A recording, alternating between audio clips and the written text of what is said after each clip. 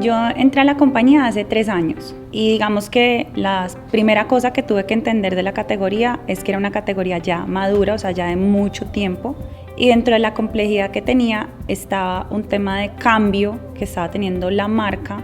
Si uno miraba, el consumo siempre había sido el tradicional, el que uno conoció en su casa, la preparación en la olleta con el molinillo, la barra de chocolate espumoso tradicional. La realidad es que aunque a la gente le encanta el chocolate, cada vez hay menos tiempo para hacer esta preparación y este ritual de la forma que tradicionalmente se hacía. Entonces yo me encontré una categoría de chocolate de mesa en contracción y con un reto gigante de, venga, ¿cómo no solamente evitamos que se siga contrayendo, sino le damos la vuelta a esto?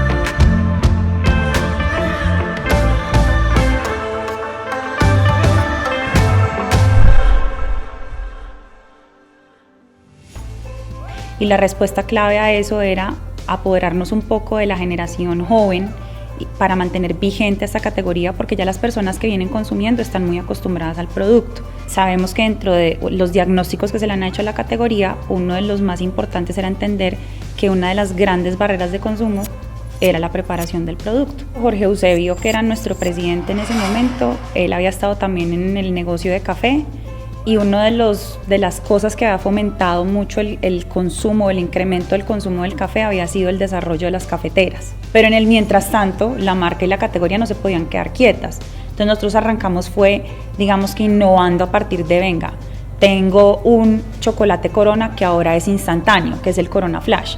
¿Cuál es el problema de ese producto? Que no tiene el mismo desempeño ni el mismo sabor que tiene una barra de chocolate Corona.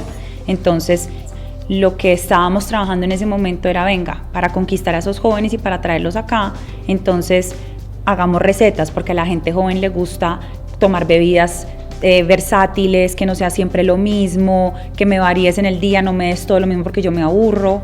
Y dentro de los elementos de preparación empezamos a introducir la licuadora, pero de todas formas la complejidad en el proceso de preparación seguía siendo muy alto. Entonces ahí fue donde digamos que el reto permanecía.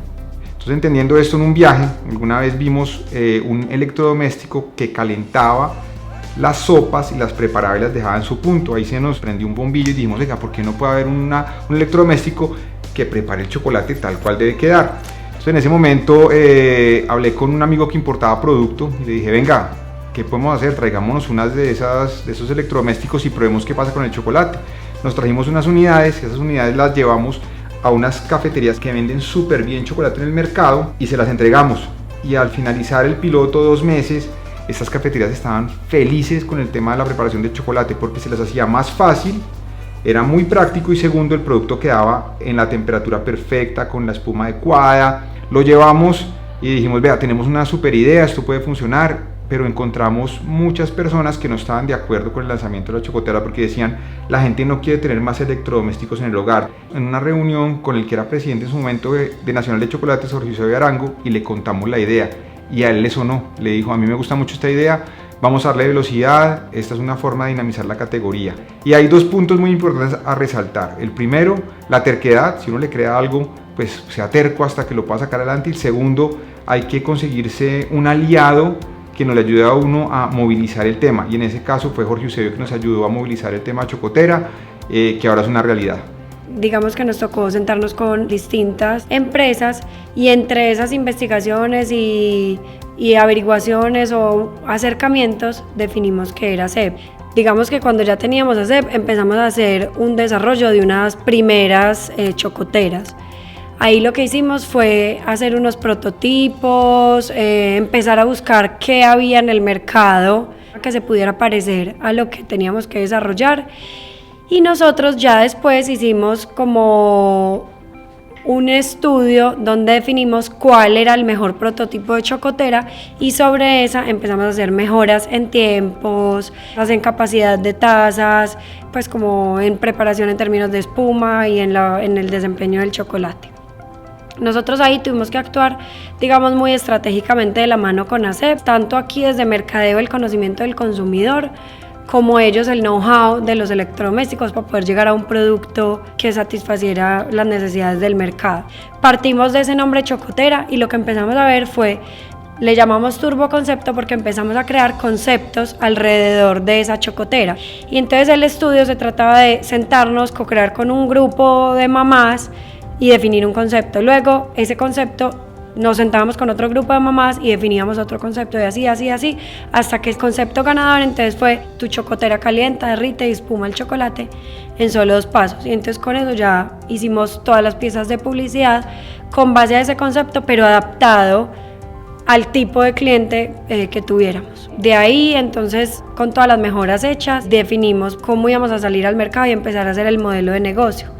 Y ahí fue que empezamos a mirar, a hacer un piloto a través de Novaventa, donde midiéramos si realmente si era el producto que la gente estaba necesitando y si satisfacía las necesidades que veíamos en el mercado. Entonces en Novaventa empezamos a vender una campaña. Y pues la sorpresa fue que fue absolutamente ganador. Y Juan Fernando, nuestro actual presidente, nos plantea entonces como el reto de, bueno, ¿y qué pasa si ustedes lo hacen a través de un modelo de leads? Es hacer que una persona dentro del mundo digital tú la encuentres y la traigas a tu producto y que esté ya listo para hacer la transacción. Inicialmente lo que íbamos a hacer era contratar a un tercero. Sin embargo, ahí sí pues digamos que hubo un llamado interno desde el equipo de medios que nos dijo, venga, no, o sea, este conocimiento no puede quedar por fuera de grupo, porque si queda por fuera de grupo, al final si queremos replicarlo no tenemos cómo hacerlo, deberíamos aprender en conjunto. Y empezamos un proceso que se llamó el Campamento Chocotera. Nosotros nos reuníamos cada 2 días o cada 3 días a mirar cómo veníamos, qué tocaba hacer y cuál era el siguiente paso para.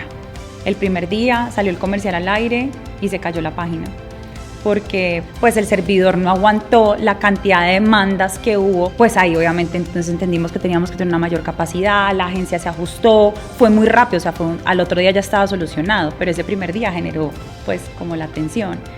Había mucha presión porque teníamos que poner a trabajar a equipos de diferentes compañías externas, internas, que normalmente no trabajaban en conjunto de forma tan intensa y tan articulada a sacar adelante un proyecto en menos de un mes. Nunca nos rendimos, o sea, muchas veces tuvimos que improvisar, tuvimos que ensayar nosotros, aprender, pero nunca nos rendimos, sino que más bien éramos como, bueno, ¿qué sigue? ¿Cómo nos retamos más para que esto salga adelante?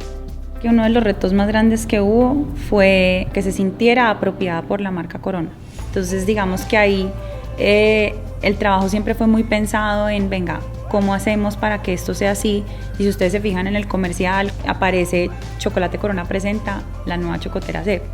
Y cómo eso además iba empaginado con todo el resto de la historia de la transformación de posicionamiento que estaba teniendo la marca, del todo el tema de las recetas, o sea, cómo no queda desintegrado en todo ese ecosistema de marca y de comunicación que ya veníamos trabajando, sino que refuerza y potencia esa comunicación de la marca.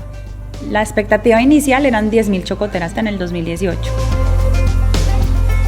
Nuestro sueño es poner en los hogares colombianos 3 millones de chocoteras. Lo más importante de todo es que vamos a tener una categoría sostenible en el tiempo, que sea consumida por niños, jóvenes, adultos y que siempre esté ahí. Es una categoría que siempre ha estado y queremos que siga estando en los hogares colombianos. El mayor aprendizaje de nosotros ahí fue actuar como emprendedores dentro de una organización muy grande y saber que a pesar de que nada se tuviera cierto, todo iba a salir de alguna forma y que todo el mundo al que involucramos estaba súper montado en el proyecto. ¿Qué haría una persona que está montando una empresa? No se frena ni se vara. El mensaje aquí es que si van a hacer un intraemprendimiento, siempre busquen retar ese status quo.